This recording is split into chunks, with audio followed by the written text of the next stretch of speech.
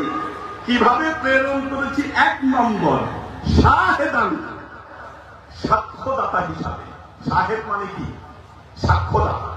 আচ্ছা, সাক্ষী দিবে কি? আপনার নামে সাক্ষী দিবে কি? আপনার নাম কি? মোহাম্মদ ওবায়দুল। আপনার নাম কি নাম? কি? রাশেদ মিয়া। আচ্ছা দেখেন, মোহাম্মদ ওবায়দুল রাশেদ মিয়া, ওনার ব্যাপারে সাক্ষ্য দিবে কে? আমাদের প্রিয় নবী মুহাম্মদ মুস্তাফা সাল্লাল্লাহু আলাইহি ওয়াসাল্লাম। ওনার জীবনে উনি কি করেছে না করেছে সব ব্যাপারে আল্লাহর কাছে উনি সাক্ষী দিবেন। এই জন্য তিনি শাহেদা। কি? এখন আপনাকে না চিনলে, আপনি কি করছেন না জানলে, কি আপনার ব্যাপারে সাক্ষী দিবে কেমনে? কি নবী কি মিথ্যা সাক্ষী দিতে পারে? নাউযুবিল্লাহ। আমার নবীর মতো সত্যবাদী আর কেউ ছিল না, পৃথিবীতে কেউ আসবে না। তার মানে বোঝা গেল মোহাম্মদ ওবায়দুল, মোহাম্মদ রাশেদ মিয়া সহ এইখানে যারা আছেন সবার ব্যাপারে নবী খবর রাখেন এবং তিনি জানেন কে কি করছেন। প্রথম নবীর গুণ শাহেদান, পবিত্র কোরআনে বর্ণনা করেছে নবী সাক্ষ্যদাতা সবার ব্যাপারে। এরপরে কি?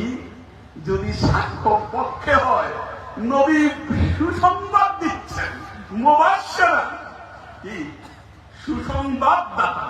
আল্লাহ বলতেছে নবীকে, ওয়াবাশশিরিল মুমিনিনা ওয়াল মুমিনাত বিআন্না লাহুম ফাদলান কাবীরা।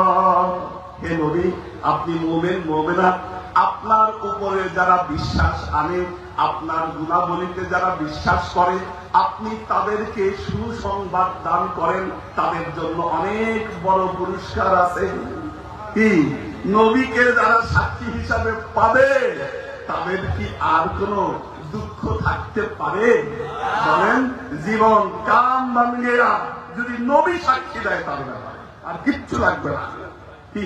এখন দেখেন, এখন আল্লাহ নবী, আল্লাহ আবার কোরআনে বলতেছেন, দেখেন আল্লাহ কোরআনে বলতেছেন, ওয়ালাউ আন্নাহুম ইয যালামু আনফুসাহুম জাউকা ফাস্তাগফিরুল্লাহ ওয়াস্তাগফারা লাহুমুর রাসূল লাওয়াজাদুল্লাহা তাওয়াবার রাহিমা।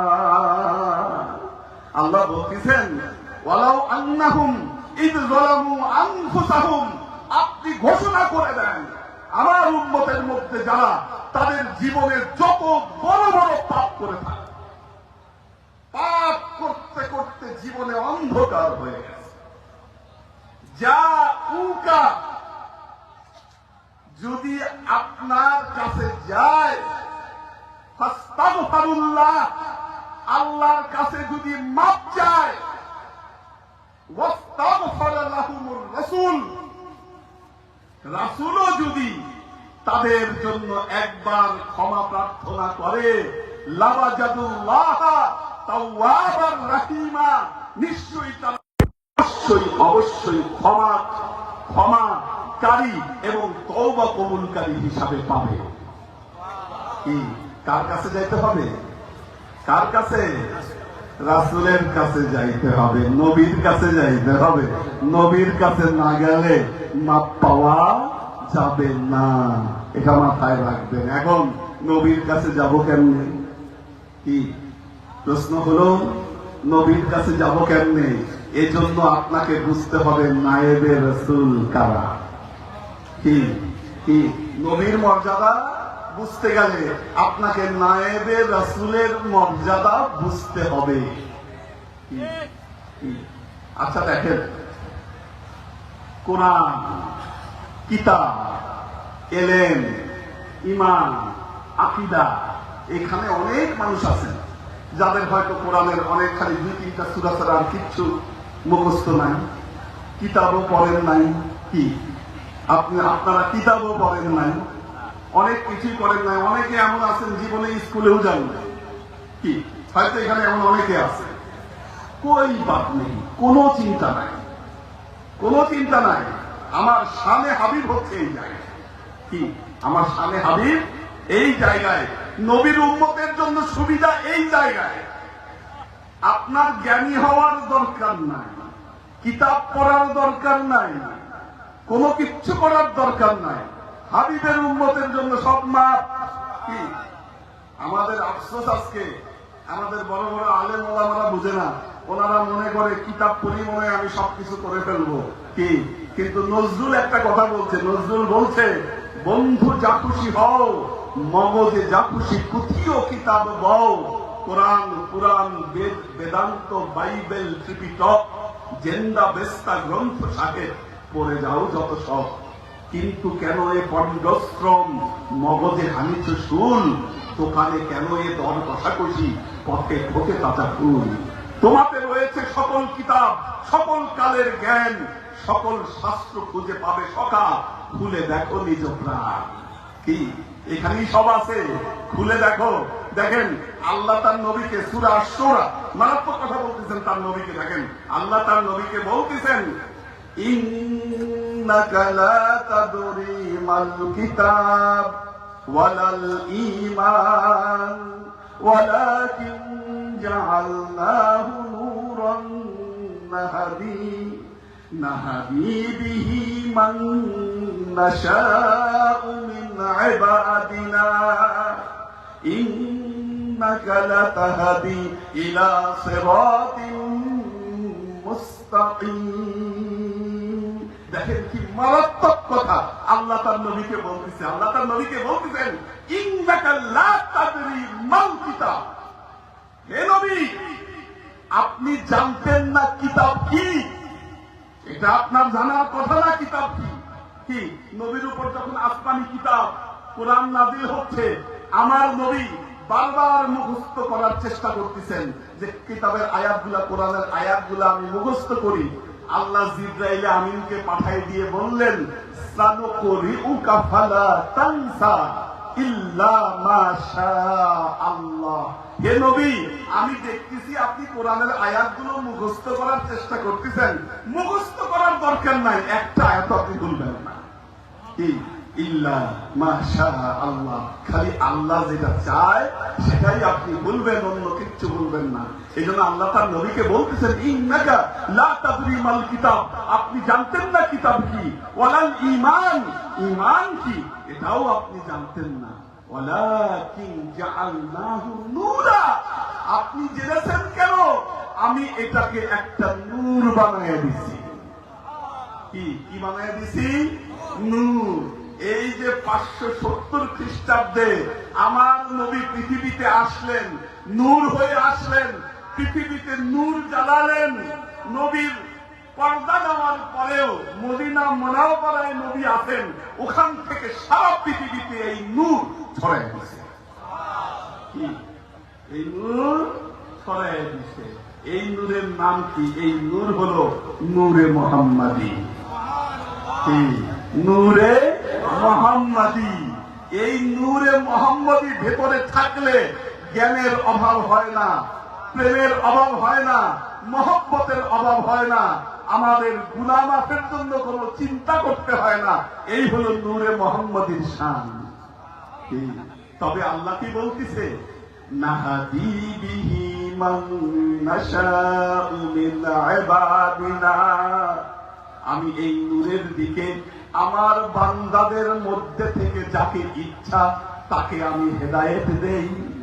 কি এই নূর যাকে ইচ্ছা আমি তাকে কি করি, আমার বান্দাদের মধ্যে আমার যাকে ইচ্ছা তাকে আমি এই নূরের দিকে আমি হেদায়েত দেই। এখন দেখেন নূরে মুহাম্মাদী যারা লাভ করেন তারা কি হয়? তারা হয়ে যায় ওলি আল্লাহ। ঠিক কিনা? তারা হয়ে যায় ওলি আল্লাহ। প্রমাণ আয়াতুল কুরসি তো সবার অনেকেরই মুখস্থ।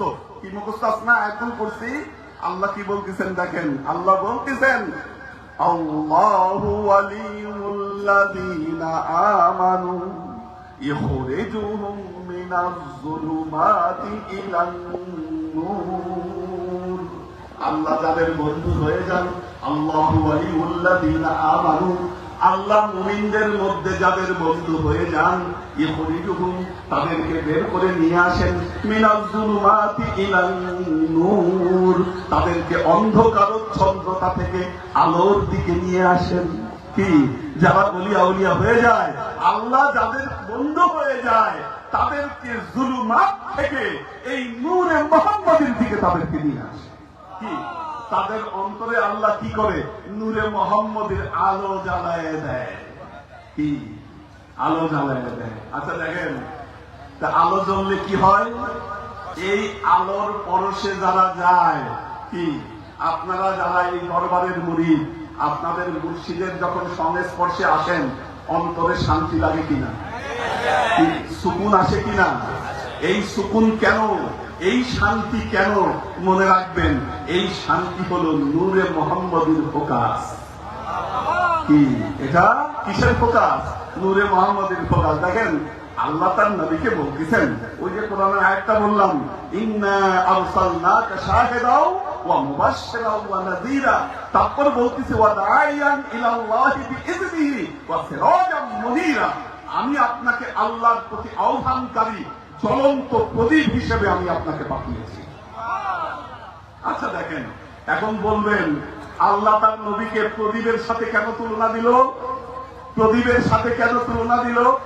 দেখেন, যদি চাঁদের সাথে তুলনা দিত, সূর্যের সাথে তুলনা দিত, একটা চাঁদ থেকে আরেকটা চাঁদ জ্বালাইতে পারবেন? সম্ভব? একটা চাঁদ থেকে আরেকটা চাঁদ বানাইতে পারবেন? একটা সূর্য থেকে আরেকটা সূর্য বানাতে পারবেন? পারবেন না। একটা প্রদীপ জ্বালান, ওই প্রদীপ থেকে লক্ষ লক্ষ প্রদীপ জ্বালাতে পারবেন, ঠিক কিনা? এখন যদি আপনাদের হাতে যদি মোমবাতি থাকতো, সবার এখানে যদি একটা বড় মোমবাতি থাকতো, চাইলেই এই মোমবাতির আলো দিয়ে আপনাদের হাতে থাকা সব মোমবাতিগুলো জ্বালানো যাইত। কাজেই এই যে নূরে মুহাম্মাদিকে আল্লাহ বলতেছেন, আমি আপনাকে জ্বলন্ত প্রদীপ হিসেবে পাঠিয়েছি। যারা আল্লাহর ওলি হয়ে যায়, আউলিয়া হয়ে যায়, আল্লাহর ওলিতে পরিণত হয়। কি যারা আল্লাহর ওলিদের বিরুদ্ধাচরণ করে, তারা মনে করে যে আচ্ছা পীর সাহেব তো হইলেই কি চাইলেই হওয়া যায়, কি চাইলেই হওয়া যায়। আচ্ছা আপনি বসেন না পীর সাহেব হয়ে, দেখেন তো মানুষ আপনাকে ভক্তি করে কিনা, মানুষ আপনাকে শ্রদ্ধা করে কিনা। এই বেকুব আহমকটা তো বুঝে না যে তাদের কবরে কি কুত্তা বিলাই গিয়ে পেশাব করে, আর আল্লাহর ওলিদের কবরে মানুষ এসে গোলাপ জল ছিটায়। কি এই পার্থক্য তো বুঝে না এরা। কেন হয় এটা? কোন সম্মানের কারণে হয়? কারণ তাদের অন্তরে নূরে মুহাম্মাদি জ্বলতেছে। কি কবরে যাওয়ার পরেও এই নূর বন্ধ হয় না। কি এই নূর কখনো থেমে যায় না। ওলি আউলিয়াদের শান নূরে মুহাম্মাদির কারণে। ওলি আউলিয়াদের পেছনে দেখেন একটা জিনিস, আলো জ্বললে দেখেন না পোকা, কি গ্রামে একটা আপনি ক্ষেতের মধ্যে একটা আলো জ্বালায় রাখেন, দেখবেন সব পোকামাকড় এসে ওখানে হুমড়ি খেয়ে পড়তেছে। কি যাদের অন্তরে এই আলো জ্বলে, তাদের উপরে মানুষ এইভাবে হুমড়ি খেয়ে পড়ে। এটা কোন আলো? এটা নূরে মুহাম্মাদের আলো।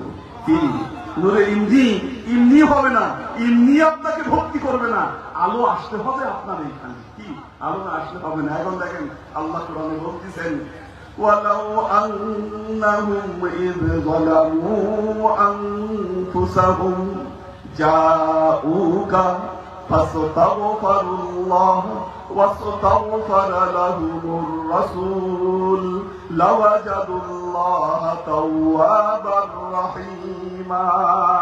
আল্লাহ বলতেছে, মানুষ যত অত্যাচার করুক, নিজের উপর পাপ করুক, নূরে মুহাম্মাদের কাছে যদি আসে, আপনার কাছে যদি যায়, আল্লাহর কাছে যদি একবার মাপ চায়, আর যদি আল্লাহর নবী যদি তাদের জন্য একবার ক্ষমা প্রার্থনা করে, অবশ্যই অবশ্যই তারা আল্লাহকে ক্ষমা কবুলকারী এবং তওবা কবুলকারী হিসেবে পাবে।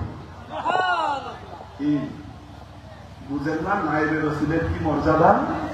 কেন আসতে হবে আল্লাহর ওলিদের কাছে? কারণ দেখেন, ওযু করতে হয় কি দিয়ে? ওযু করতে হয় কি দিয়ে? পানি দিয়ে। পানি না পাওয়া গেলে তখন কি? তখন তায়াম্মুম করতে হয় মাটি দিয়ে। কি যাইতে হবে নবীর কাছে। এখন নবীর কাছে যেতে পারতেছেন না, উপায় কি? নায়েবে রাসূলের কাছে আসেন। কি ওযুর পরিবর্তে যেমন তায়াম্মুম, ঠিক তেমনি নবীর কাছে না যাইতে পারলে যারা ওয়ারাসাতুল আম্বিয়া আছে, নায়েবে রাসূল আছে, তাদের কাছে আসেন, আল্লাহ আপনাকে একই শান এবং মর্যাদা দান করবেন। সূরা কাহাফ শুনছেন না পবিত্র কোরআনে? কি সূরা কাহাফ?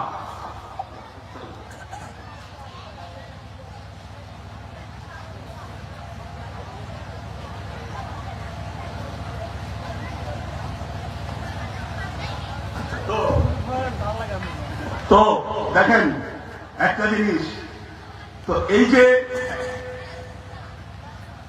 পানি না থাকলে তায়াম্মুম কি, আপনারা সূরা কাহাফ পড়ছেন কি? আচ্ছা একটা জিনিস দেখেন, সূরা কাহাফে একটা কুকুরের কথা বলা আছে। কি সূরা কাহাফে একটা কুকুরের কথা বলা আছে না? আপনারা কি জানেন এই কুকুর জান্নাতে যাবে? কি এই কুকুর জান্নাতে যাবে? এখন এই কুকুরের কি আমল ছিল? কুকুরের ঘটনা হলো আল্লাহর একদল ওয়ালিকে শহর থেকে বের করে দেওয়া হয়েছে। আল্লাহর ওয়ালিকে শহর থেকে বের করে দেওয়া হয়েছে। এবং একটা কুকুর ওনাদের পিছন পিছন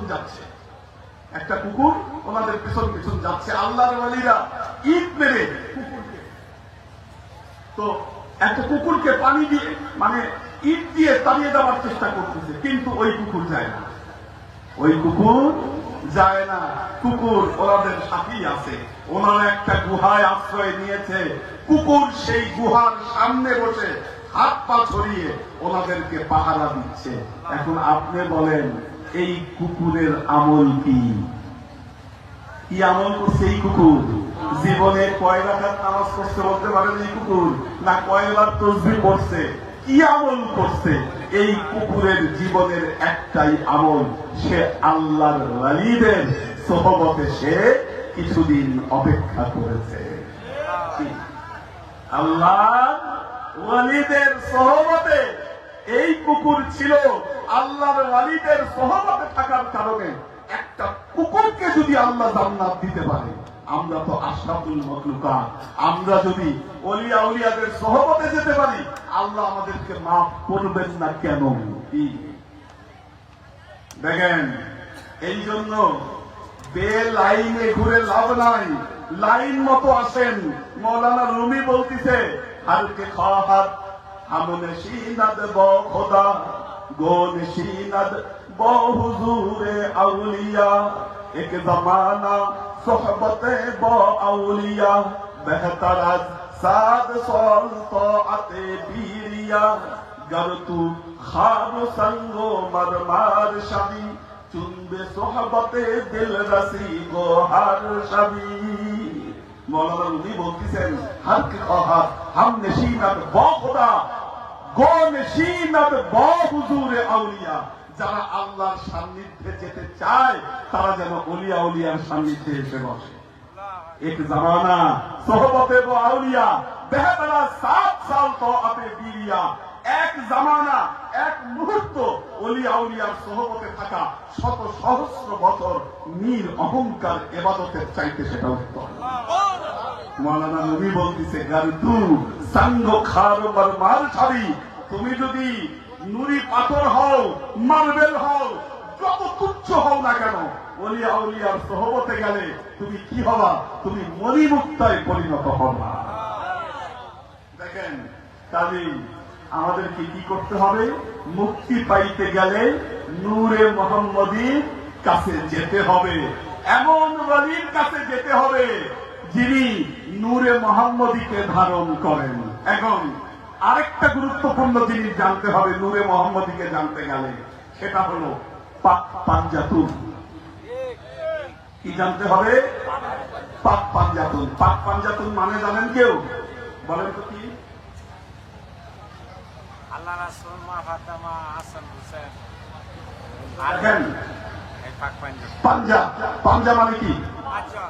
এই যে পাঁচ না, আবার আমরা হাতে যেহেতু 5টা আঙ্গুল, এই জন্য হাতে এটাকেও বলি পাঞ্জা। কি এটা যেহেতু 5টা আঙ্গুল, পাঞ্জা মানে 5, পাক মানে পবিত্র, পাঞ্জা মানে 5টা, তান মানে দেহ। 5টা পবিত্র দেহ যারা সব ধরনের কলুষতা থেকে মুক্ত, বলেন সুবহানাল্লাহ।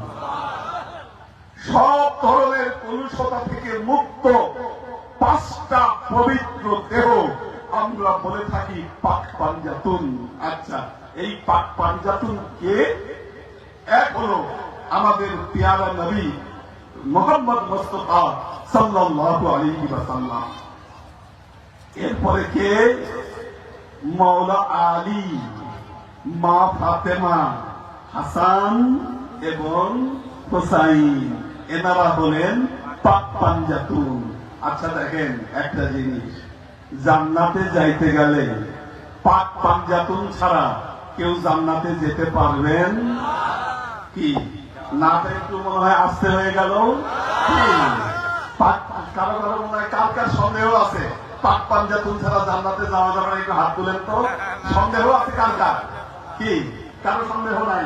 আচ্ছা দেখেন কেমনে যাবেন পাক পাঞ্জাতুন ছাড়া। আচ্ছা, আল্লাহর নবী কি বলছেন? সাইয়্যিদাশ শাবাব ফিল জান্নাহ, জান্নাতে যুবকদের সর্দার কে? ইমাম হাসান এবং হুসাইন। আল হাসান ওয়াল হুসাইন সাইয়্যিদাশ শাবাব ফিল জান্নাহ, হাসান হোসেন হলো জান্নাতে যুবকদের সর্দার। আচ্ছা, কোন বুড়া মানুষটা জান্নাতে যাবে বলেন তো? কি জান্নাতে কোন বুড়া মানুষ ঢুকবে? জান্নাতে কেউ বুড়া মানুষ ঢুকবে না। জান্নাতে যারা যাবে সবাই জওয়ান হয়ে জান্নাতে ঢুকবে। তার মানে বোঝা গেল জান্নাতে যারা থাকবে তাদের সবার সর্দার হলো হাসান এবং হুসাইন। কাজী হাসান হুসাইন রাদিয়াল্লাহু তাআলা আনহুমা ছাড়া, ওনাদেরকে ছাড়া জান্নাতে ঢোকার কোনো প্রশ্নই আসে না। আচ্ছা, এখন আমাদের মা বোনেরা যারা আছেন, মা বোনেরা, সাইয়্যিদাতুন নিসা, সাইয়্যিদাতুন নিসা, খাতুনে জান্নাতকে মা ফাতেমাতুজ জাহরা, মা ফাতেমাতুজ জাহরা যদি জান্নাতের নারীদের সর্দার হয়, কি জান্নাতের নারীদের সর্দারকে বেজার করলে জান্নাতে ঢোকার অবস্থা কারো আছে? কারো অবস্থা নাই। কাজেই এই যে পাক পাঞ্জাতুন, এই পাক পাঞ্জাতুন ছাড়া কারো জান্নাতে যাওয়ার কেউ স্বপ্ন দেখার কল্পনাও করেন না যে পাক পাঞ্জাতুন ছাড়া কেউ জান্নাতে যেতে পারবেন। তো দেখেন পাক পাঞ্জাতুনের মর্যাদা আল্লাহ কি বলতেছেন। দেখেন আল্লাহর নবী মক্কা থেকে মদিনায়,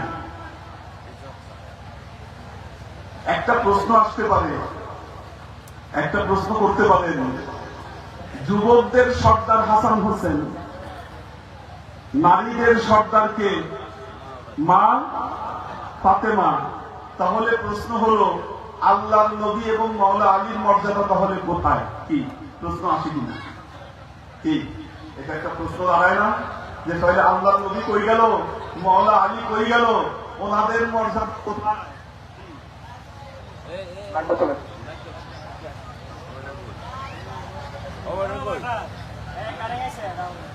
হ্যালো, ঠিক আছে।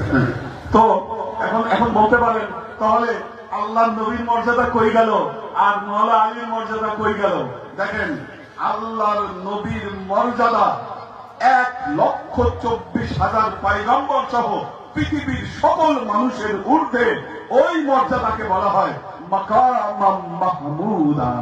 কি আল্লাহ সূরা বনী ইসরাঈলে বলতেছেন, আমিনাল লাইলি ফাতাহাজ্জাদ বিহি নাফিলাতান লাক আসা আন ইয়াবআসাকা রাব্বুকা মাকামাম মাহমুদা। আল্লাহ তার নবীকে বলতেছেন, হে নবী, আপনি রাতের কিছু অংশ আপনি তাহাজ্জুদ নামাজ পড়েন, এটা যদিও আপনার জন্য নফল, কিন্তু আশা করা যায় এই নামাজের মাধ্যমে আল্লাহ আপনাকে মাকামে মাহমুদায় নিয়ে যাবেন। মাকামাম মাহমুদা, তাহলে মাওলা আলী কই যাবে? মাওলা আলীকেও আল্লাহ একটা বিশেষ মর্যাদা দান করবেন। এই মর্যাদার নাম হলো সুলতানান নাসিরা। কি নাম এটা? সুলতানান নাসিরা। দেখেন আল্লাহর নবী মক্কা থেকে মদিনায় হিজরত করতেছেন। কি মক্কা থেকে মদিনায় হিজরত করতেছেন। আল্লাহর নবীর বিছানায় কাকে রেখে গেলেন?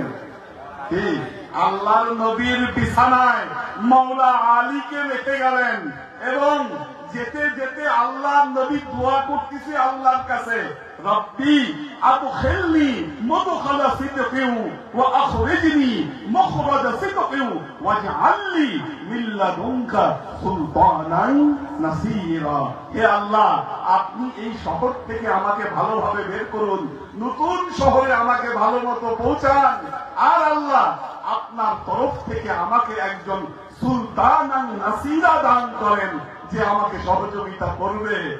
আল্লাহ আল্লাহ এই আয়াতের তাফসীরে দেখেন লেখা আছে সুলতানান নাসীরা হলো মাওলা আলী।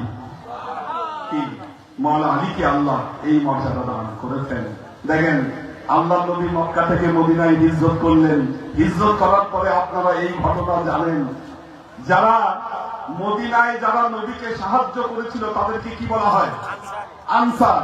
যারা হিজরত করেছিল তারা মুহাজির। এখন আল্লাহর নবী এই মুহাজিরকে মদিনাবাসীদের ভাই বানাই দিলেন কয়েকজনকে, বললেন এরা তোমার ভাই, ওরা তোমার ভাই। তারা তাদের নিজেদের জায়গা জমি ভাগ করে নিল, সবকিছুকে ভাগ করে দিল তারা। এখন মওলা আলী তো পরে গেলেন হিজরত করে, এখন মওলা আলীকে তো কাউকে ভাই দিলেন না, কোনো ভাই তো পেল না। এখন মওলা আলী মন খারাপ করে দাঁড়ায় আছে। আল্লাহ নবী বললেন, কি ব্যাপার আলী, তোমার মন খারাপ কেন? মওলা আলী বলতেছেন, ইয়া রাসূলুল্লাহ, আপনি সবাইকে ভাই বানায় দিলেন, একে ভাই বানায় দিলেন, ওকে ভাই বানায় দিলেন, আমার ভাই কই? আমার ভাই কই? আল্লাহ নবী বললেন, ইয়া আলী আনতা আখি ফিদ দুনিয়া ওয়াল আখিরা। হে আলী, তুমি দুনিয়া এবং আখিরাত উভয় জগতে হলো আমার ভাই। আল্লাহ যেমন মূসাকে হারুন আলাইহিস সালাম দিয়েছিলেন, ঠিক তেমনি আমিও সেই, তুমিও সেই মাকামে আমার ভাই হয়ে গেল। তুমিও সেই মাকামে আমার ভাই হয়ে গেল। এখন দেখেন আল্লাহর নবীর কন্যা মা ফাতেমাতুজ জাহরা, ঠিক আল্লাহর নবীর কলিজার টুকরা, কলিজার টুকরাকে মা ফাতেমা। এখন মা ফাতেমা যখন আল্লাহর নবীর ঘরে আসে, আল্লাহর নবী দাঁড়ায় যায়, আল্লাহর নবী দাঁড়ায় যায়। সাহাবায়ে কেরাম বলে, ইয়া রাসূলুল্লাহ, বাবা আসলে মেয়ে দাঁড়াবে, মেয়ে আসলে বাবা দাঁড়ায়, এইটা আবার কেমন আদব? কি স্বাভাবিক ভাবে বাবা আসলে মেয়ে দাঁড়াবে, আপনার মেয়ে আসলে দেখি আপনি দাঁড়ায় যান, এটা আবার কেমন আদব? আল্লাহ নবী খালি সাহাবাদেরকে বললেন, সাহাবারা, জান্নাতের সর্দার যে, তার সম্মানে কি আমি একটু দাঁড়াইতে পারি না? যে জান্নাতের সর্দার, এ তো নারীদের সর্দার, আমি তার সম্মানে কি একটু দাঁড়াইতে পারি না? এখন দেখেন মা ফাতেমার বিয়ে দিবেন, মা ফাতেমার বিয়ে দিবেন, পাত্র খুঁজতেছেন। এখন আল্লাহর নবী যদি নিজ ইচ্ছায় বিয়ে দিয়ে দেন, তাহলে সবাই বলতে পারে আল্লাহর নবী স্বজন প্রীতি করলেন। নবীর মনে কিন্তু ঠিকই আছে আলী হচ্ছে যোগ্য পাত্র, কিন্তু তারপরেও আল্লাহর নবী ঘোষণা দিলেন, ফাতেমাকে বিয়ে করার জন্য একটা প্রতিযোগিতার আয়োজন করা হলো। যে ব্যক্তি সবার প্রথম কোরআন খতম করতে পারবে সেই ফাতেমাকে বিয়ে করবে। যে কোরআন খতম করতে পারবে সেই ফাতেমাকে বিয়ে করবে। এখন সবাই কোরআন তেলাওয়াত শুরু করলো। 2 মিনিট পর মাওলা আলী দাঁড়ায় গেলেন, বললেন, ইয়া রাসূলুল্লাহ, কাদ খাতামতুল কুরআনা, আমি কোরআন খতম করে ফেলেছি। সবাই বললেন, আমরা শুরুই করতে পারলাম না, আলী কেমনে এত তাড়াতাড়ি কোরআন খতম করলো? এটা কেমনে সম্ভব? হযরত আলী দাঁড়ায় গেলেন, বললেন, ইয়া রাসূলুল্লাহ, আপনি কয়েকদিন আগে একটা জনসভায় বলেছিলেন সূরা ইখলাস, কুল হু আল্লাহু আহাদ আল্লাহুস সামাদ লাম ইয়ালিদ ওয়া লাম ইউলাদ ওয়া লাম ইয়াকুল লাহু কুফুয়ান আহাদ। আপনি বলেছিলেন এই সূরাটা কোরআনের 3 ভাগের 1 ভাগ।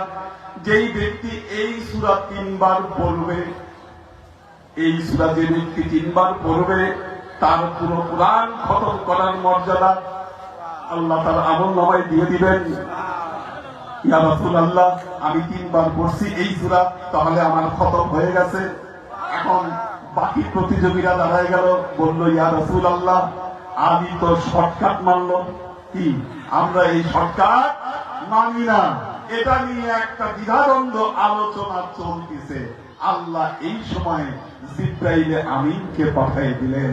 জিব্রাইলে আমিন আল্লাহর নবীর কাছে এসে বললেন, ইয়া রাসূলুল্লাহ, আল্লাহ জানিয়েছে আলী আর ফাতেমার বিয়েতে স্বয়ং আল্লাহ রাজি।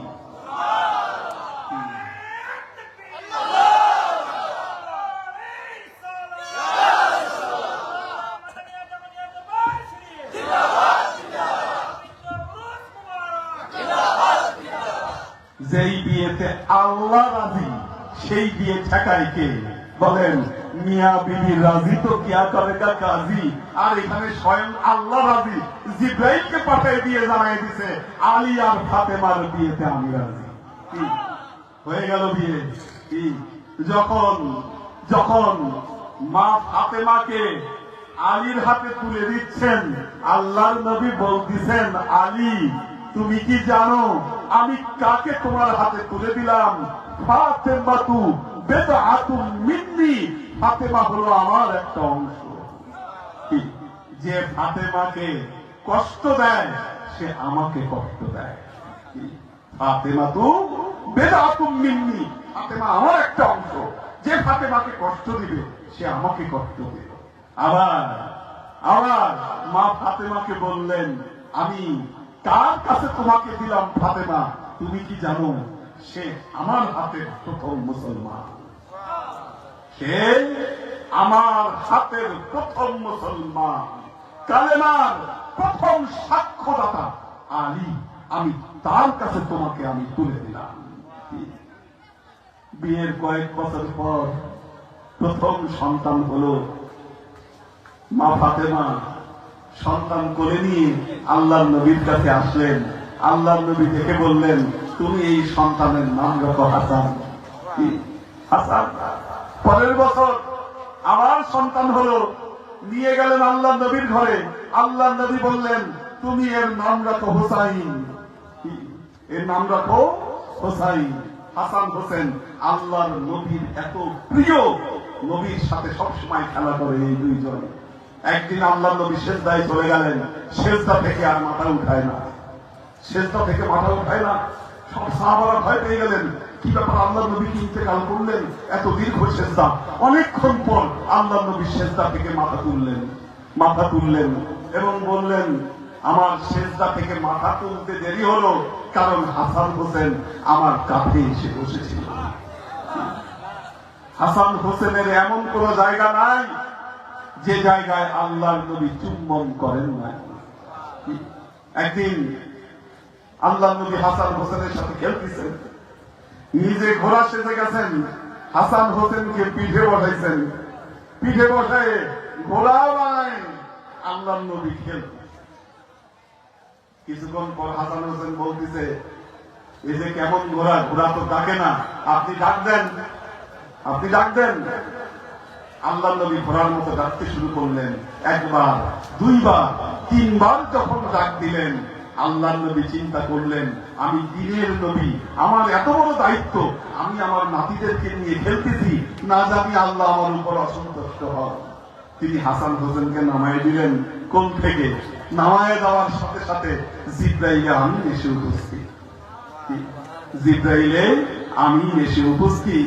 জিব্রাইলে আমিন জানালেন, ইয়া রাসূলুল্লাহ, আপনি আপনার নাতিদেরকে নিয়ে খেলতেছিলেন, আল্লাহ সন্তুষ্ট চিত্তে ওই খেলা দেখতেছিলেন। আপনি যখন প্রথম ডাক দিয়েছিলেন, আল্লাহ আপনার উম্মতের 3 ভাগের 1 ভাগ উম্মতকে মাফ করে দিয়েছেন। দ্বিতীয়বার যখন ডাক দিলেন, 2 ভাগ উম্মতকে মাফ করে দিয়েছিলেন। তৃতীয়বার যখন ডাক দিলেন, তখন আল্লাহ আপনার উম্মতের 4 ভাগের 3 ভাগ উম্মতকে মাফ করে দিয়েছিলেন। আপনি যদি আর একবার ডাক দিতেন, আল্লাহ আপনার সব উম্মতকে আল্লাহ মাফ করে দিতেন। এই হাসান হোসেন আল্লাহ নবীর কোলে সবসময় খেলতেছেন, আল্লাহ নবী তাদেরকে চুমা দিচ্ছেন। হাসান হোসেনের বাবা মওলা আলী। আপনারা পাক পাঞ্জাতুন বুঝেন না, এই এলাকার মানুষ বুঝেন, আমি যতটুকু জেনেছি। কিন্তু বাংলাদেশের অধিকাংশ মসজিদ গুলাতে যান, মাদ্রাসা গুলাতে যান, পাক পাঞ্জাতুনের আলাপ নাই। নূরে মোহাম্মদী পাইতে গেলে পাক পাঞ্জাতুনে আপনাকে যেতে হবে। পাক পাঞ্জাতুন ছাড়া নূরে মোহাম্মদী আসবে না। আমি সেই আলোচনায় যাচ্ছি। মাওলা আলী, মাওলা আলীর জন্ম হয়েছে বাইতুল্লাহ, কাবা ঘরে। উনি এমন ব্যক্তি যার জন্ম হয়েছে কাবা ঘরে। এখানে কেউ আছেন যারা হজ করছেন? এমন কেউ কাবা ঘর দেখছেন? ওই যে একজন আছে, ওই যে পিছনে বেশ কয়েকজন হাত তুলেছেন, দেখেন হজ করছেন বা উমরায় গেছেন। ঠিক আছে, উমরায় গেছেন।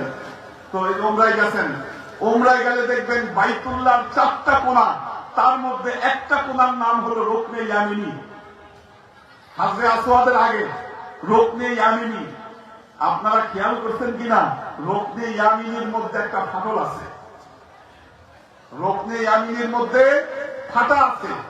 ওই ফাটা ঠিক করার জন্য অনেকবার চেষ্টা করা হয়েছে, স্ক্রু মারা হয়েছে ওখানে, কিন্তু রুকনে ইয়ামিনীকে ঠিক করা সম্ভব হয় নাই। মাওলা আলীর মায়ের নাম ফাতেমা বিনতে আসাদ। তিনি ওনার সন্তান হবে, সন্তানের জন্য দোয়া চাইতে উনি বাইতুল্লাহ গেছেন তওয়াফ করতে। যখনই বাইতুল্লাহ গেছেন তখনই ঝড় উঠছে। ঝড়, এমন ধূলি ঝড় উঠছে। এখন ফাতেমা বিনতে আসাদ তিনি ভয় পেয়ে গেলেন, আমার সন্তানের না জানি কোনো ক্ষতি হবে। এই ঝড়ের মধ্যে তিনি তওয়াফ করতে করতে যেই রুকনে ইয়ামিনীতে চলে আসছেন, রুকনে ইয়ামিনী ফেটে গেছে। ফেটে গেছে। ফাতেমা বিনতে আসাদ ওই ফাটা দিয়ে বাইতুল্লাহর ভেতরে ঢুকে গেছেন।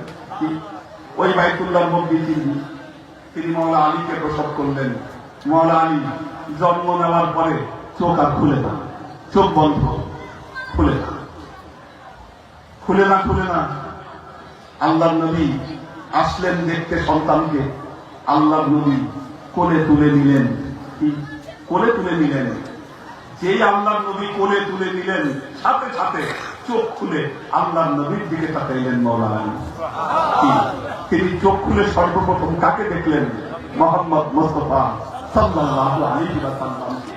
এখন আমরা বাচ্চা দেখলে কি করি? বাচ্চা দেখলে চুমা খাই। আল্লাহর নবী আল্লাহর নবী মাওলা আলীকে দেখে তার মুখে চুমু খাইলেন, এমন ভাবে মুখ লাগাইলেন, নাকের সাথে নাক, কপালের সাথে কপাল, ঠোঁটের সাথে ঠোঁট, এইভাবে মুখটা লাগাইলেন। এই জন্য আমরা বলি কাররামাল্লাহু ওয়াজহাহু, আল্লাহ তার চেহারাকে করম করেছেন, মর্যাদা দিয়েছেন। সর্বপ্রথম জন্মের পরে তিনি যার ছোঁয়া পেয়েছেন তিনি মুহাম্মদ মুস্তাফা সাল্লাল্লাহু আলাইহি ওয়াসাল্লাম।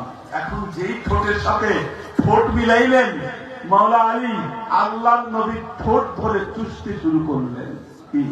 তিনি মায়ের দুধ পান করার আগে আল্লাহর নবীর থুতু মোবারক, লালা মোবারক পান করেছিলেন মাওলা আলী। হযরত আবু তালেব মাওলা আলীর পিতা, হযরত আবু তালেব রাদিয়াল্লাহু তাআলা আনহু। আমরা এমন জামানায় বসবাস করি, আমাদের ভেতরে এমন কিছু লোক আছে তারা বলেন আল্লাহর নবীর বাবা মা নাকি জাহান্নামী, নাউজুবিল্লাহ, তারা নাকি কাফের।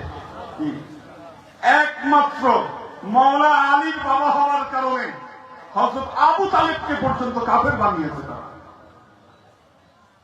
বলেন নাউজুবিল্লাহ। হযরত আবু তালেব রাদিয়াল্লাহু তাআলা আনহু আল্লাহর নবীর একমাত্র বৈধ গার্জিয়ান ছিলেন। তিনি জীবনের সকল কাজে তিনি আল্লাহর নবীকে সহযোগিতা করেছেন। এখন আপনি বলতেছেন আল্লাহর নবীর বাবা মা কাফের, নাউজুবিল্লাহ। আবার একটা হাদিস বলে মা ফাতেমাকে যখন কবরে নাকি ঢোকানো হচ্ছে তখন কবর বলতেছে তুমি নবীর মেয়ে না কার মেয়ে এইটা আমি জানতে চাই না, তুমি আগে আসো, তোমার হিসাব কিতাব নিব। বহুত শুনছেন আপনারা ওয়াজ, এই হাদিস শুনছেন না? এখন হাদিসও বলে দিছে, আপনারাও শুনছেন, বিশ্বাসও করে ফেলছেন। এইটা মাথায় ঢুকলো না, কবর কথা বললো, ওই কথাটা শুনলো কে? কি কবরে নাকি কথা বলছে, আবার বলছে কার সাথে? মা ফাতেমার সাথে নাকি কথা বলছে। মা ফাতেমার কবর দেওয়া হয়েছে রাতে বেলায়, মানুষ যেন দেখতে না পারে, এরকম অন্ধকারে কবর দেওয়া হয়েছে। সেই রাতে বেলায় কবরও কথা বলছে। কোন মৌলবী শুনছে? আবার সে বর্ণনা করে দিয়েছে এই হাদিস, আপনারাও বিশ্বাস করে নিচ্ছেন। কি যে নবী তার মেয়েকে বাঁচাইতে পারে না, তার বাবা মাকে বাঁচাইতে পারে না, এইরকম নবীকে আমরা মানবো কেন? নাউজুবিল্লাহ।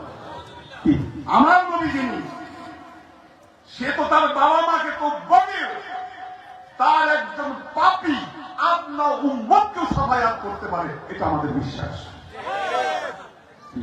বুঝতে হবে আমাদেরকে আজকে আমরা কোন জামানায় আছি। আজকে পাক পাঞ্জাতুনের মর্যাদা খাটো করার জন্য যা খুশি তা বলা হচ্ছে। আল্লাহর নবীর হাতে সর্বপ্রথম যিনি কালেমা পড়েছিলেন তিনি হচ্ছেন মওলা আলী। আল্লাহর নবীর সাথে এমন কোন যুদ্ধ নাই যে যুদ্ধে মওলা আলী অংশগ্রহণ করেন না। সমস্ত যুদ্ধে তিনি অংশগ্রহণ করেছেন। খায়বার, কি খায়বারের নাম শুনছেন না? আলী কে নাম শুনকে আপনি খায়বার কাঁপ যাতে হ্যায়। কি আলীর নাম শুনলে আজকেও খায়বার কেঁপে উঠে। ইহুদিদের দুর্গ ছিল এটা। একটা কথা মনে রাখবেন, পাক পাঞ্জাতুনের মর্যাদা যারা খাটো করতে চায় তারা ইহুদিদের দালাল। কারণ ইহুদিদের সবচাইতে বড় দুর্গ মওলা আলী দখল করেছিলেন।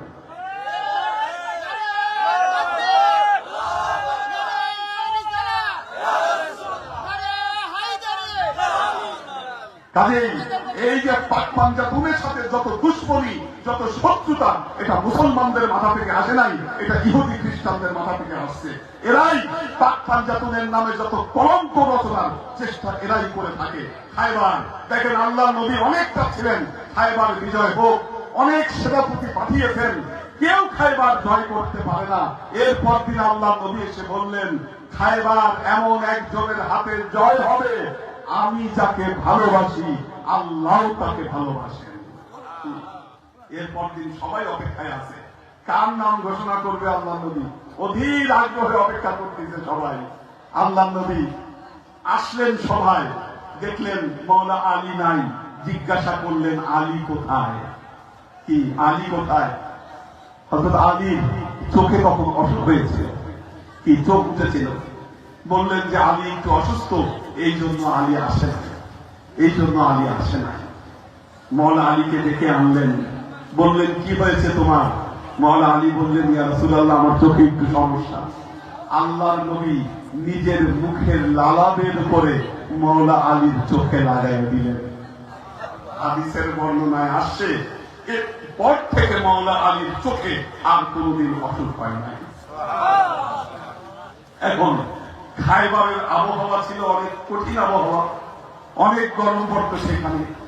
বললেন মওলা আলী, ইয়া রাসূলুল্লাহ, আপনি একবার আমার জন্য দোয়া করেন, আমার জন্য দোয়া করেন, যেন খায়বারের আবহাওয়া আমি সহ্য করতে পারি। আল্লাহর নবী হাত তুলে দোয়া করলেন। কি বর্ণনায় আসছে, এরপর থেকে মওলা আলী শীতকালে তিনি পাতলা পোশাক পরতেন, গরমকালে তিনি ভারী পোশাক পরতেন। অর্থাৎ আবহাওয়া তার সাথে এইভাবে শুরু হয়ে গেছে, শুরু হয়ে গেছে। কেউ দখল করতে পারে না খায়বার। মওলা আলী বীর বিক্রমে খায়বার জয় করলেন। খায়বারের 80 মন দরজা ভেঙে তারপর তিনি যে বকিরা খনন করা হয়েছিল ওইটার উপর ফেলে সমস্ত দল নিয়ে তিনি ভেতরে ঢুকলেন। যেদিন মক্কা বিজয় হলো, যেদিন মক্কা বিজয় হলো, এখন আসল পয়েন্টে আসতেছে, এটা গুরুত্বপূর্ণ পয়েন্ট। আসল পয়েন্টে আসতেছে, এই আলোচনাটা করি, আলোচনা শেষ করবো। আসল পয়েন্ট এটা, মক্কা বিজয় হলো। মক্কা বিজয়ের পরে আল্লাহর নবী বাইতুল্লাহ থাকা 360টা প্রতিমা কি ভেঙে ফেলতেছেন। একটা প্রতিমা ছিল অনেক উপরে, ওখানে লাগুল পাচ্ছেন না, ওই জায়গায় ধরতে পারছেন না। মওলা আলীকে ডাকলেন, বললেন বললেন আলী, তুমি আমার কাঁধে চড়ো। তুমি কি করো? আমার কাঁধে চড়ো। মাওলা আলী বললেন, মাফ করবেন ইয়া রাসূলুল্লাহ, আমি আপনার কাঁধে চড়তে পারবো না, এত বড় বেয়াদবি আমি করতে পারবো না, বরং আপনি আমার কাঁধে চড়েন। আল্লাহর নবী বললেন, আলী তুমি আমাকে কাঁধে নিতে পারবা না। কি? তুমি আমাকে কাঁধে নিতে পারবা না। হযরত আলী বললেন, কি বলেন ইয়া রাসূলুল্লাহ, খায়বারের আশীবন দরজা আমি হাত দিয়ে তুলে ভেঙে ফেলছি, আপনাকে আমি নিতে পারবো না, এটা হয় নাকি? আপনি আসেন আমার কাঁধে, দেখেন আমি পারি কিনা। আল্লাহ নবী এসে মাওলা আলীর কাঁধে বসলেন। মাওলা আলী আর দাঁড়াইতে পারেন না, দাঁড়াইতে পারেন। বললেন, ইয়া রাসূলুল্লাহ, এটা কি হলো? কি হলো? আমি তো দাঁড়াতে পারছি না আপনাকে নিয়ে। আল্লাহ নবী বললেন, দেখো আলী, বেলায়েত নবুয়তকে কাঁধে নিতে পারবে না, কিন্তু নবুয়ত বেলায়েতকে কাঁধে নিতে পারবে। কি? আমি নবী, তুমি ওলি। কি? আমি নবী, এই জন্য তুমি ওলি হয়ে নবীকে কাঁধে দিতে পারবে না। আমি নবী, তুমি ওলিকে আমি কাঁধে দিতে পারবো, কারণ এটা হলো নবুয়ত আর ওইটা হলো বেলায়েত। মাওলা আলীকে কাঁধে দিলেন আল্লাহর নবী, উঠে দাঁড়ালেন এবং বললেন, মূর্তিটা ভাঙো, দেখো মূর্তিটা হাতে পাও কিনা। মাওলা আলী বললেন, ইয়া রাসূলুল্লাহ, এই মূর্তি কেন? আমার মনে হচ্ছে আমি হাত বাড়াইলে আরশে আজিম পর্যন্ত আমার হাতের কাছে চলে আসবে, আমি আরশে আজিম পর্যন্ত স্পর্শ করতে পারবো আপনার কাঁধে আমি যখন চলেছি। কি? আল্লাহর নবীর এই কাঁধে চড়ার মর্যাদা, কাঁধে চড়ার মর্যাদা একমাত্র যিনি পেয়েছিলেন তিনি হচ্ছেন মাওলা আলী। আচ্ছা, এখন বলবেন যে হুজুর, আপনি খালি আপনার কথায় মাওলা আলী বলেন কেন? কি? আমরা তো বলি হযরত আলী, আপনি আবার মাওলা আলী কই পাইলেন? কি না? এখন দেখেন, আপনারা বিদায় হজের ভাষণের কথা শুনছেন কিনা? বিদায় হজের ভাষণ কি? বিদায় হজের ভাষণে আল্লাহ নবী বলেছিলেন, আমি তোমাদের কাছে দুটো জিনিস রেখে যাচ্ছি। লাকাদ তারাকতু ফীকুম আমরাইন, কিতাবাল্লাহ ওয়া সুন্নতি। আমি দুটো জিনিস রেখে যাচ্ছি, একটা হলো আল্লাহর কিতাব, আরেকটা হলো সুন্নাত। কি জানেন কিনা এই হাদিস? সবাই শুনছেন না এই হাদিস? আচ্ছা, এই হাদিস সবাই শুনছেন। মাওলানা সাহেবরা আছেন, আমি ভুল বললে আমাকে ধরবেন, ঠিক আছে? আমি ভুল বললে ধরবেন, আমি বলতেছি। বিদায় হজের ভাষণের কথা আমরা সবাই বলি। বিদায় হজের 9 দিন পর বিদায় হজের ভাষণ দিয়েছিলেন 9 জিলহজ, আর বিদায় হজের 9 দিন পর 18 জিলহজ আল্লাহ নবী আরেকটা ভাষণ দিয়েছিলেন। ওই ভাষণের কথা আমরা কেউ বলি না, ওই ভাষণের কথা আমরা কেউ বলি না। ওই ভাষণের সময়ে আল্লাহর নবীর সামনে 10,000 সাহাবী ছিলেন। কত সাহাবী? 10,000। তার মানে এই হাদিসের মোতাওয়াতের। আমাদের আহলে সুন্নাতের সব কিতাবে এই হাদিস আছে। যেই জায়গায় আল্লাহর নবী এই ভাষণ দিয়েছিলেন ওই জায়গার নাম হলো গাদিরে খুম। কি? আমি নিজে গেছি ওই জায়গায়, আমি গেছি গাদিরে খুমে, আমি গেছি। ওই জায়গায় কেউ যেতে পারে না এখন। সৌদি সরকার আগে মক্কা থেকে মদিনার প্রধান রাস্তা ছিল ওইটা, এখন রাস্তা 80 কিলোমিটার দূর দিয়ে ঘুরাই দিছে। ওই পুরো জায়গাটা লোহার বেড়া দিয়ে ওই পুরো জায়গাটা ঘিরে রাখছে। বহুত কষ্ট করে ট্যাক্সি ড্রাইভারের সহযোগিতা নিয়ে আমার ধরেন ওখানে যাইতেই ট্যাক্সি ভাড়াই প্রায় 20 থেকে 30,000 টাকা লাগছে ওই জায়গায় যেতে, মানে জায়গাটা খুঁজে বাই করার জন্য। কারণ ওইভাবেই আমি ওনার সাথে চুক্তি করে নিয়ে গেছি। তারপরে গিয়েও দেখি যে ভেতরে ঢুকতে পারতেছি না, বাইরে দিয়ে নোটিশ লাগানো আছে, বলতেছে এই জায়গায় ঢোকা যাবে না, এই ভেতরে সমস্যা আছে। কিন্তু আল্লাহ রহমতে এক জায়গায় বেড়া কাটা ছিল, ভেতরে ঢুকছে এবং দেখছে ওই জায়গাটা। 10,000 সাহাবীর সামনে আল্লাহ নবী ভাষণ দিয়েছিলেন। সেই ভাষণে প্রথম বললেন, আহলে সুন্নাহর সব কিতাবে এই ভাষণ আপনারা খুঁজে পাবেন। কি আমাদের তিরমিজি, আবু দাউদ, নাসাই, বাইহাকি সব কিতাবে এই হাদিস খুঁজে পাবেন। আল্লাহ নবী প্রথমেই দাঁড়ায় বললেন, ইয়া আইয়ুহান নাস ইন্নী ক্বাদ দুঈতু ফাআজাবতু, আমার মনে হচ্ছে আমার উপরের ডাক এসে গেছে, আমি সেই ডাকে সাড়া দিয়ে ফেলেছি। লাকাদ তারাকতু ফীকুমুস সাকালাইন, আমি তোমাদের কাছে দুটো ভারী জিনিস রেখে যাচ্ছি, কিতাব আল্লাহ ইতরাতি ওয়া আহলে বাইতি। কি মনোযোগ দিয়ে শুনেন, কি বললেন?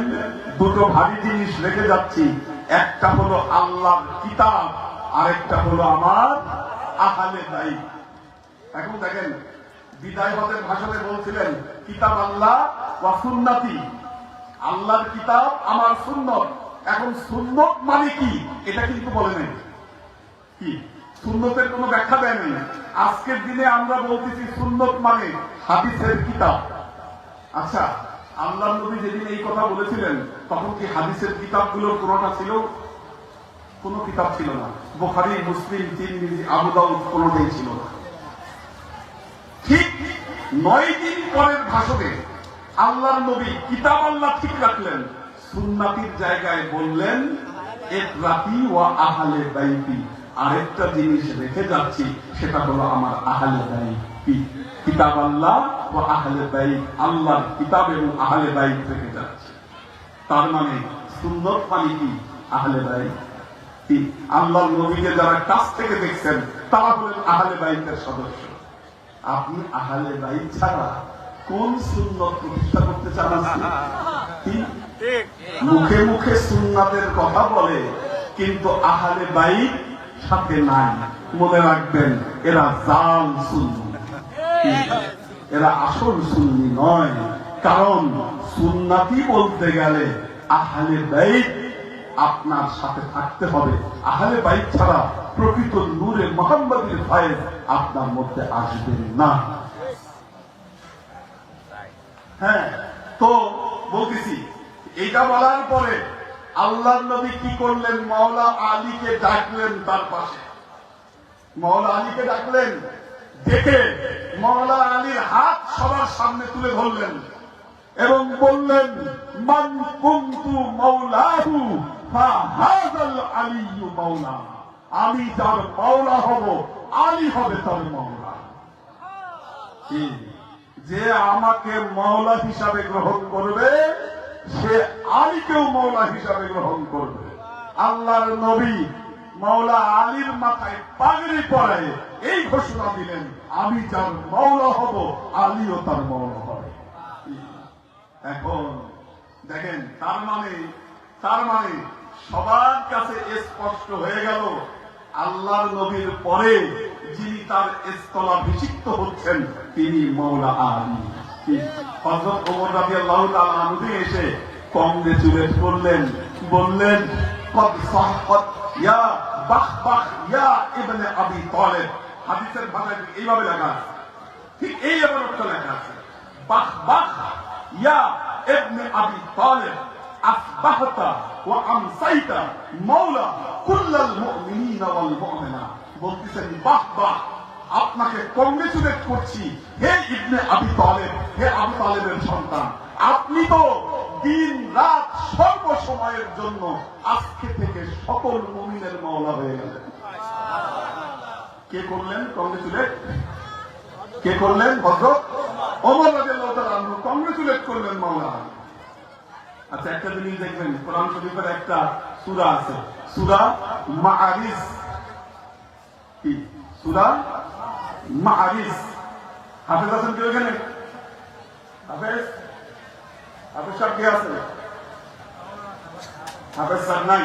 হাফেজ সাহেব একটু আগে ছিলেন এইখানে। দেখবেন সূরা মাআরিজ, আল্লাহ বলতেছে, সূরাটা শুরু হয়েছে এইভাবে, সাআলা সাইলুন বিআযাবিন ওয়াকি সাআলা সাইলুন একজন প্রশ্নকারী আল্লাহর কাছে চাইল কি চাইল বিআযাবিন ওয়াকি সে প্রকাশ্য শাস্তি চাইল আল্লাহর নবী যখন মাওলা আলীকে মাওলা হিসাবে ঘোষণা করলেন একজন লোক এসে আল্লাহর নবীকে বলল হে নবী আপনি স্বজন প্রীতি করতেন বলেন নাউজুবিল্লাহ নবীকে কি বলল আপনি স্বজন প্রীতি করতেন কেমন স্বজন প্রীতি আপনি আপনার ভাই আলীকে আপনার দায়িত্বে বসাইছেন এটা আপনি স্বজন প্রীতি করলেন এরপর আরো মারাত্মক কথা বলল আপনি যদি সত্য হয়ে থাকেন আল্লাহর আযাবে যেন আমি ধ্বংস হয়ে যাই ওই লোক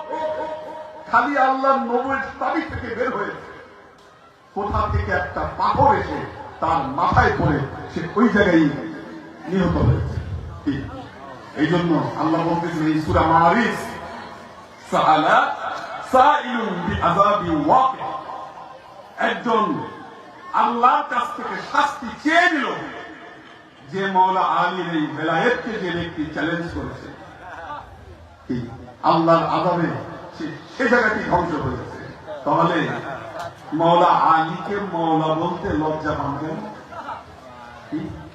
আর লজ্জা যদি না পান এই সত্য কথা বলতে ভয় পান কেন কি আমরা ভয়ে সত্য কথা বলতে পারি না নিজেকে দাবি করি সুন্নি কিন্তু মাওলা আলীর বেলায়েতের ঘোষণা আমরা দিতে পারি না ভয় পাই না জানি কি আমাকে শিয়া বলে ফেলল কি এখন দেখবেন আহলে বাইত আর মাওলা আলীর গুণ গান গাইলে আহলে সুন্নাত ওয়াল জামাত থেকে আপনাদেরকে খারিজ করে দেয় আরে যে মৌলবী খারিজ করলো একে আহলে সুন্নাত ওয়াল জামাতের গভর্নিং বডির সদস্যকে বানাইছে তাকে আমাদেরকে আহলে সুন্নাত ওয়াল জামাত থেকে খারিজ করে দেওয়ার ওই ব্যাপারে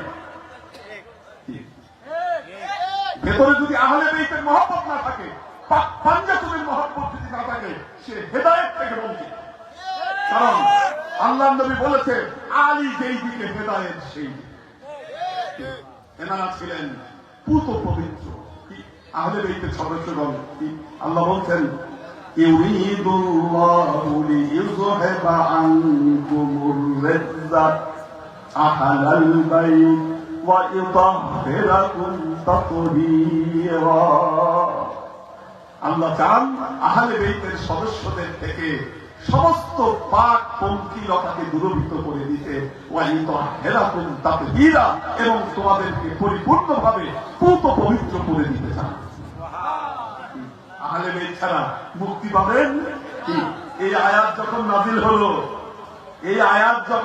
হলো আল্লাহর নবী মা ফাতেমাকে ডাকলেন মাওলা আলীকে ডাকলেন হাসান হোসেনকে ডাকলেন এক চাদরের নিচে এনাদেরকে জড়ায় ধরলেন বললেন হাউলাই আহলে বাইতি আল্লাহ এরাই আমার আহলে বাইতের সদস্য এরাই আমার আহলে বাইতের সদস্য আল্লাহ তার নবীকে বলতেছেন কুল লা আসআলুকুম হাল উপায় আছে এই জন্য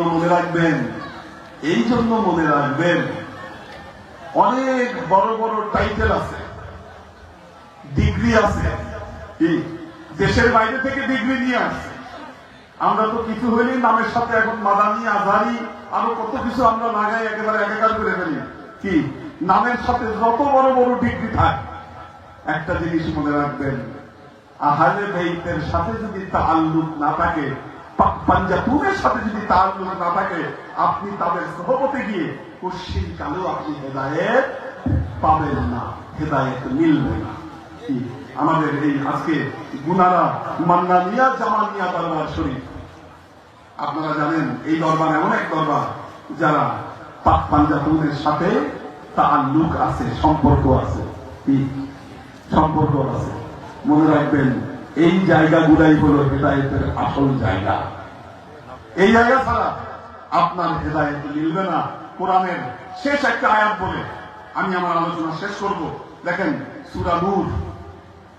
সূরা নূর নূর মানে কি নূর মানে আলো এখন দেখেন নূরে মুহাম্মদীর কথা দিয়ে শুরু করছি আমার কি ওয়াজ আমার আলোচনা নূরে মোহাম্মদী দিয়ে শুরু করছি, নূরে মোহাম্মদী দিয়ে শেষ করব।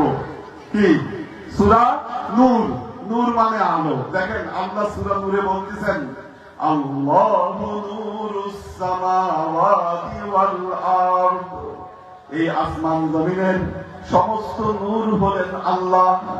আল্লাহ ছাড়া এই আসমান জমিনে কোনো আলো থাকতো না, কোনো নূর থাকতো না, এই বিশ্ব জগতের কোনো অস্তিত্ব থাকতো না। এই অস্তিত্ব যিনি দিয়েছেন তিনি স্বয়ং আল্লাহ তাআলা। আল্লাহ বলতেছেন মাতালু নূরিহি কামিশকাহ, আল্লাহর নূরের উদাহরণ বা মিসাল হলো একটা প্রদীপদানি।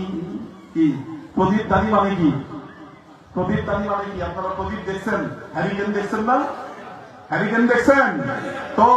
আল্লাহ বলতেছেন মাসালু নূরিহি কামিশকাহ, আল্লাহর নূরের উদাহরণ হলো একটা প্রদীপদানি, একটা হারিকেন। এই হারিকেন কে? এই মেশকা কে? এই মেশকা হলেন মুহাম্মদ মুস্তাফা সাল্লাল্লাহু আলাইহি ওয়াসাল্লাম।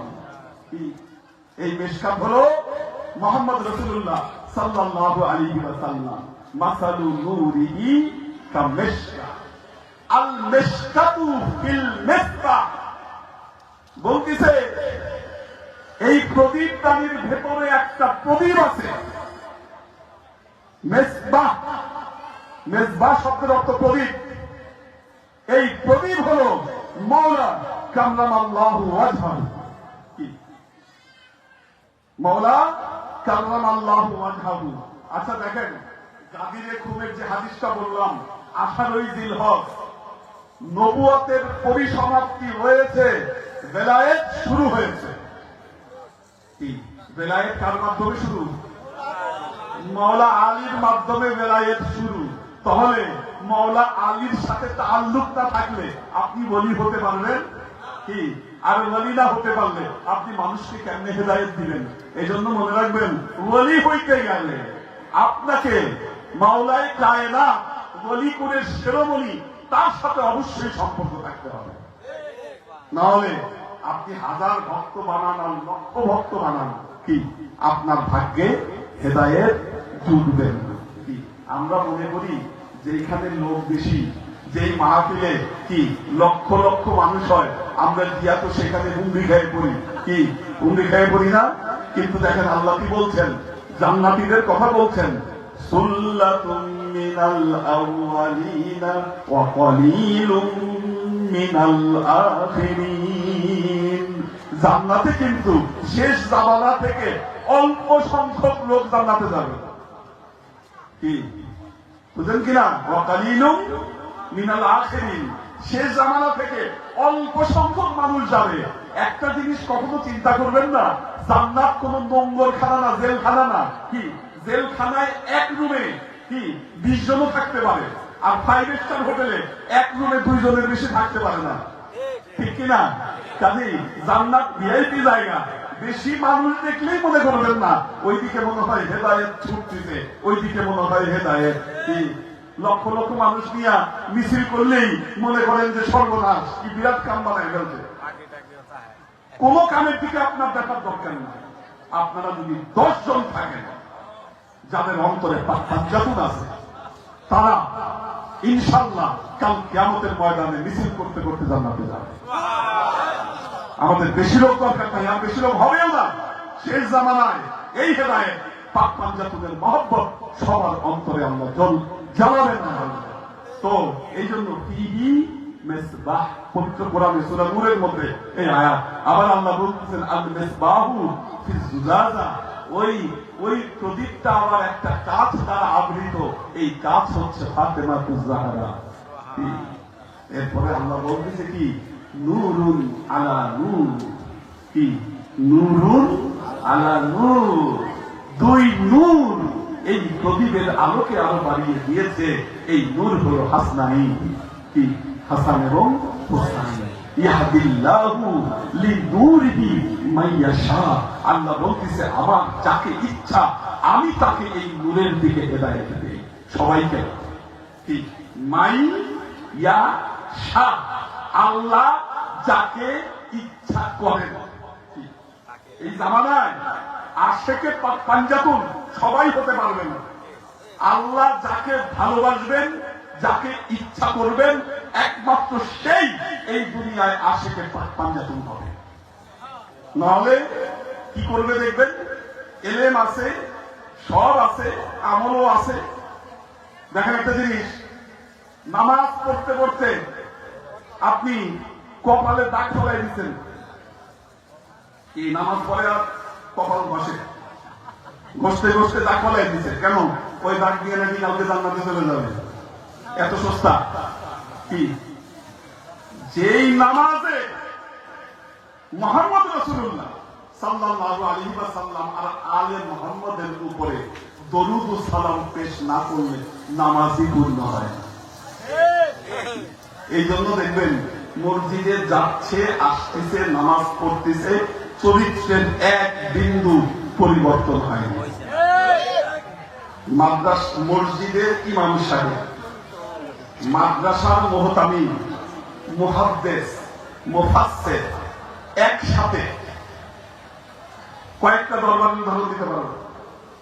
ওই যে গড়পাড়া দরবার একটা আছে, মুর্শিদপুর দরবার আছে, কি এগুলা জায়গায় হামলা করে মসজিদের ইমাম সাহেব গরু লুট করে নিয়ে যাচ্ছে, ভিডিও আছে, জ্যাক নিয়ে যাচ্ছে মাথায় করে মুয়াজ্জিন সাহেব।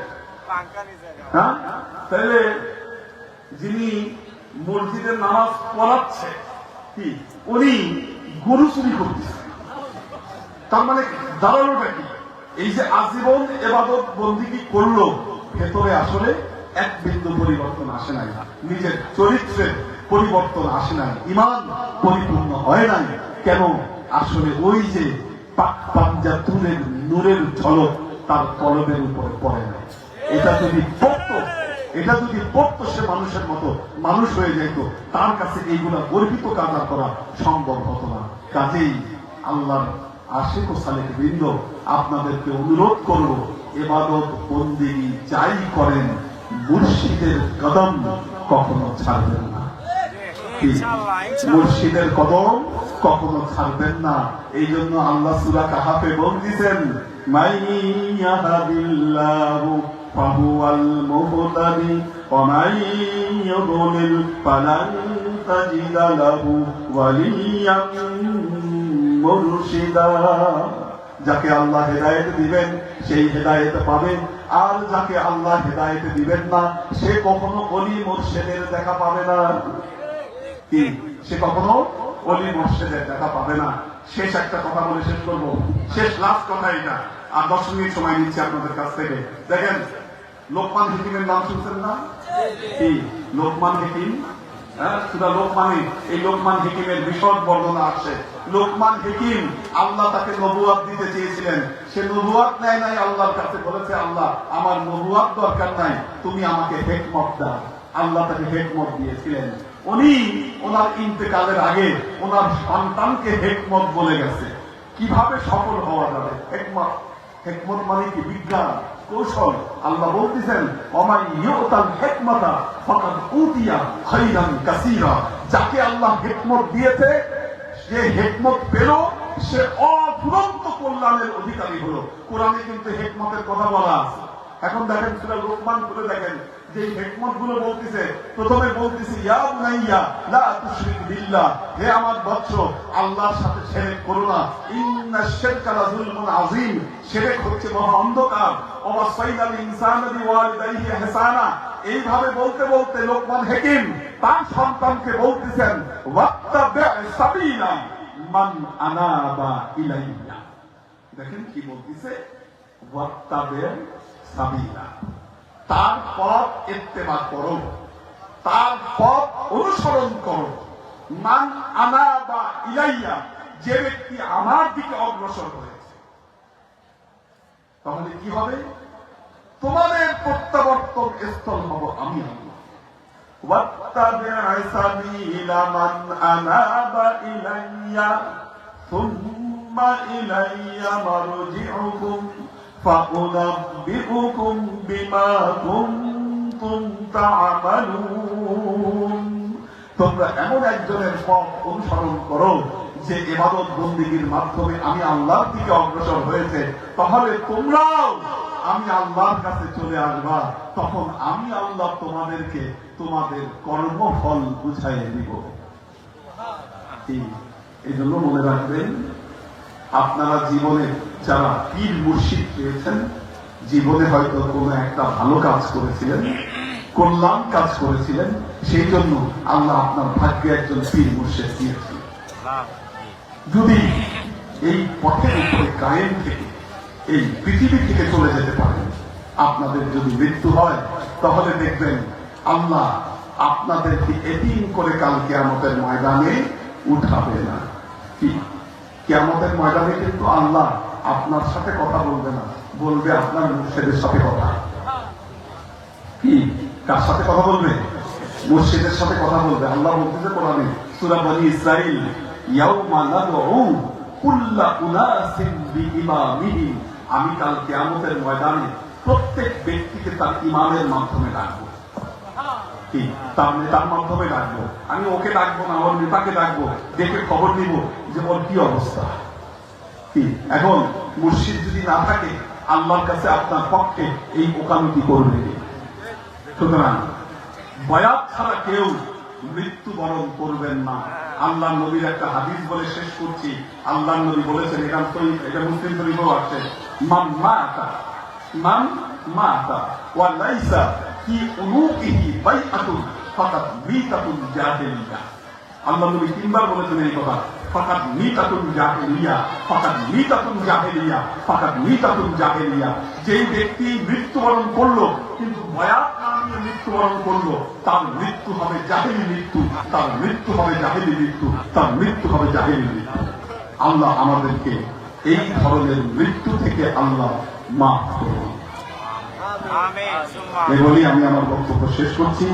বারাকাল্লাহু লানা ওয়া লাকুম ফিল কুরআনিল আযীম ওয়া নাফা'ানা ওয়া ইয়্যাকুম লাআয়াতি ওয়া যিকরিল হাকীম ইন্নাহু তাআলা জাওয়াদুন কারীমুন মালিকুন বার। আচ্ছা তাহলে আমরা যখন সময় পেলাম, তাহলে আর আমি 10 মিনিট চালাচ্ছি। হুজুরের চা খাওয়াই, হুজুরের চা দিন না। হ্যাঁ, চা দিন গরম।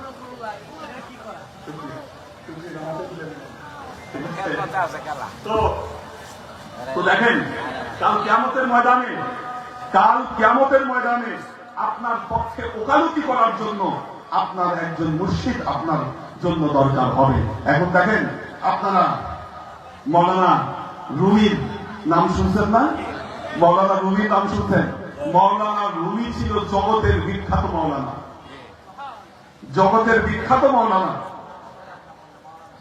তার এক ক্লাসে 400-500 স্টুডেন্ট থাকতো। বিরাট বড় মুফতি ছিলেন উনি। একদিন বসে বসে দুইটা বর্ণনা আসছে। একদিন উনি কুয়ার পাশে বসে পড়াশোনা করতেছে। এই সময় এক পাগল আসছে ওনার কাছে। পাগল এসে বলে, মৌলানা কি পড়তেছে এগুলা? বললো, তুমি বুঝবা না, তুমি তো পাগল, তুমি কি বুঝবা? পাগল কি করলো, মৌলানা রুমি ওই সব কিতাবগুলা নিয়ে কুয়ার পানিতে ফেলে দিল। মৌলানা রুমি তো হাই হাই করতে শুরু করলো, তুমি আমার সব কিতাব নিয়ে কুয়ার পানিতে ফেলাই দিলা, এটা কোনো কাজ করলা? মৌলানা রুমি বললেন, তুমি কেমন মৌলানা, তোমার এলেম সব কিতাবের মধ্যে, কিতাব পানিতে ফেলে দিলে তোমার এলেম শেষ, তাহলে তোমার কেমন এলেম এটা? তখন তো মৌলানা রুমি থমকায় গেল। আবার কিছুক্ষণ পর সব বইগুলাকে তুলে এনে আবার ওই পাগল মৌলানা রুমির হাতে দিলেন। মৌলানা রুমি তো অবাক হয়ে গেলেন। এরপরে আরেকটা বর্ণনা আসছে, মৌলানা রুমি লিখতেছিলেন, পাগল এসে বলতেছে, মৌলানা তুমি কি পড়ো? মৌলানা বলতেছে, তোর ইন্দ্রের ফাহামি ইন ইলমে কলা, তুমি এটা বুঝবা না, এটা শরীয়তের জ্ঞান। এই কথা বলার সাথে সাথে মৌলানা রুমির ওই কাগজগুলাতে আগুন ধরে গেল। মৌলানা রুমি বললেন, এটা কি হলো? পাগল বলল, তুই ইন্দ্রের ফাহামি ইন ইলমে হালাস, এটা হলো আধ্যাত্মিকতার জ্ঞান। এখন মৌলানা রুমি তো পাগল হয়ে গেলেন, বললেন, আমাকে এই জ্ঞান শিখাইতে হবে, কি আধ্যাত্মিকতার জ্ঞান? এখন ওই পাগল, ওনার নাম ছিল শামসে তাবরিজ। কি নাম ছিল? শামসে তাবরিজ। বললেন ঠিক আছে আমি তোমাকে শিখাইতে পারি, কিন্তু শর্ত আছে, আমি তোমাকে পরীক্ষা করব। তুমি যদি আমার পরীক্ষায় পাশ করতে পারো তাহলে আমি তোমাকে এই জ্ঞান শিখাইতে রাজি আছি। এখন মৌলানা রুমি রাজি হলেন। প্রথম দিন পরীক্ষা দিলেন, বললেন শরাবের দোকান থেকে আমার জন্য শরাব নিয়ে আসতে হবে, মদ নিয়ে আসতে হবে। এখন মৌলানা রুমি মদের দোকানে গেছেন মদ আনতে। দোকানদার যারা আছে ধরেন, এখন যদি আজকে সাইকুল হাদিস অথবা আমাদের যদি বাইতুল মোকাররমের যিনি কি খতিব সাহেব, সে যদি যায় মদের দোকানে মদ আনতে, কি অবস্থা হবে? কি সবাই ভাবলো যে মনে হয় মৌলানা খেপে গেছে, মদের দোকান ভাঙতে আসছে, সবাই তো দোকান বন্ধ বন্ধ করে দৌড়াদৌড়ি অবস্থা। পরে উনি গিয়ে বললেন যে না, আমি মদ নেওয়ার জন্য আসছি। মদ নিয়ে শামসে তাবরিজির হাতে দিলেন, শামস তাবরিজি মদ খাইলেন না। এরপরে আমার বললেন মৌলানা তোমাকে গান গাইতে হবে ভরা মজলিসে। মৌলানা রুমি ভরা মজলিসে গান গাইলেন। এরপর বললেন তোমাকে নাচতে হবে সবার সামনে। মৌলানা রুমি নাচলেন সবার সামনে।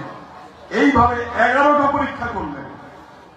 পরীক্ষা করার পরে এরপরে বললেন শামসে তাবরিজ, মৌলানা এখন তুমি আমার হাতে বায়াত গ্রহণ করতে পারো।